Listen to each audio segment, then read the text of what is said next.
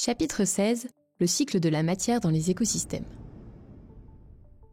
Quel est le rôle des différents êtres vivants dans le cycle de la matière? Pour leur croissance, les végétaux ont besoin d'eau, de dioxyde de carbone, de sels minéraux et de lumière, leur principale source d'énergie. C'est grâce à ces sources d'énergie que les végétaux produisent leur matière organique sans consommer d'autres êtres vivants. Ils sont ainsi à la base des chaînes alimentaires. On dit que ce sont des producteurs primaires. Pour construire les chaînes alimentaires, on relie les êtres vivants qui se nourrissent les uns des autres. Ainsi, les organismes qui se nourrissent de végétaux sont représentés à la suite des végétaux. Ce sont des consommateurs primaires. Il y a également des consommateurs secondaires, qui sont des organismes qui se nourrissent d'autres organismes.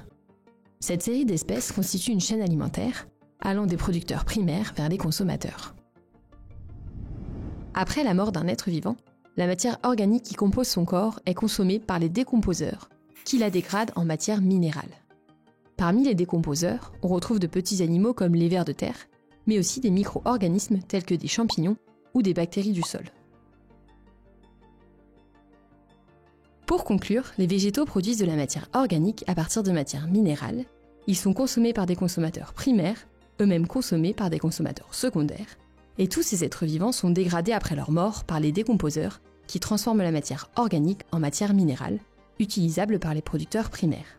Tout ceci constitue le cycle de la matière.